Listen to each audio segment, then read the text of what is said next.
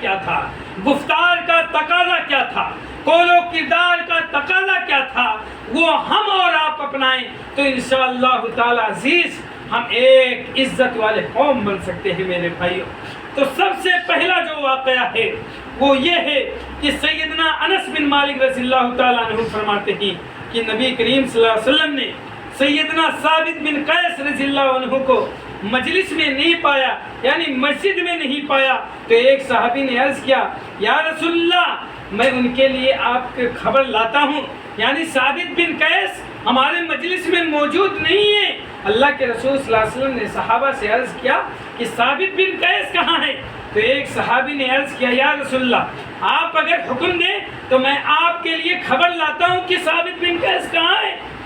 تو پھر وہ صحابی ثابت بن قیس کے پاس جاتے ہیں، آتے ہیں اور دیکھا کہ وہ گھر میں سر جھکائے ہوئے بیٹھے ہوئے ہیں۔ میرے بھائیو سر جھکائے ہوئے بیٹھے ہیں اپنے گھر میں، اور پوچھا کیا حال ہے؟ وہ جو صحابی نبی کے لیے خبر لانے گئے تھے ثابت بن قیس رضی اللہ تعالیٰ عنہ سے پوچھا کیا حال ہے؟ تو ثابت بن قیس نے کہا میرا برا حال ہے کہ نبی کریم صلی اللہ علیہ وسلم کی آواز کے مقابلے میں بلند آواز سے بولا کرتا تھا، یعنی ثابت بن قیس رضی اللہ تعالیٰ عنہ ایسے تھے نبی کی آواز کے ساتھ اپنی آواز ملا دیا کرتے تھے، بلند آواز سے بول دیا کرتے تھے۔ اب ہمارے سارے نیک اعمال اکارت ہوئے ہیں اور میں اہل دوزخ میں قرار دے دیا گیا ہوں۔ وہ صحابی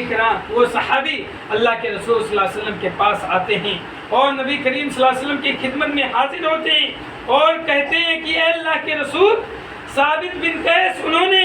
جو کچھ کہا تھا اس کو اطلاع آپ کو دی ہے کہ موسیٰ بن انس نے بیان کیا ہے کہ وہ شخص اب دوبارہ ان کے لیے ایک عظیم بشارت سے لے کر کے جا رہا ہے، یعنی ثابت بن قیس جو یہ آیت اترنے سے پہلے اللہ کے رسول صلی اللہ علیہ وسلم کے مقابلے میں اپنی آواز کو بلند کر دیا کرتے تھے، جب یہ آیت نازل ہوئی ان کے کانوں سے ٹکرائی تو انہوں نے اپنے آپ کو گھر میں سر جھکائے ہوئے بیٹھے رکھا، اللہ کے رسول کی مسجد میں آنے سے اپنے آپ کو روک لیا۔ اللہ کے رسول نے کہا جاؤ دیکھو ثابت بن قیس کہاں ہے۔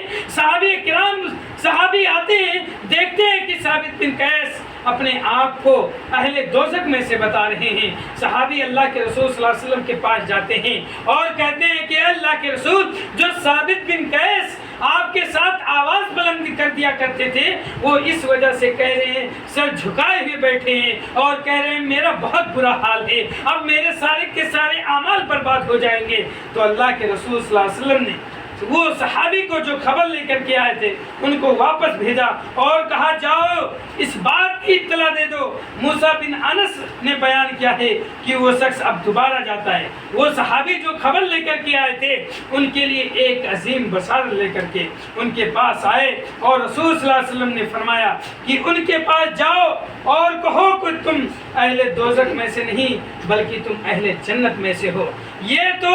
آیت اترنے سے پہلے کی بات تھی، اور جب آیت اتر گئی صحابہ کرام رضوان اللہ علیہم اجمعین نے سمجھا تو وہ صحابی ثابت بن قیس رضی اللہ تعالیٰ عنہ جو تھے انہوں نے سمجھا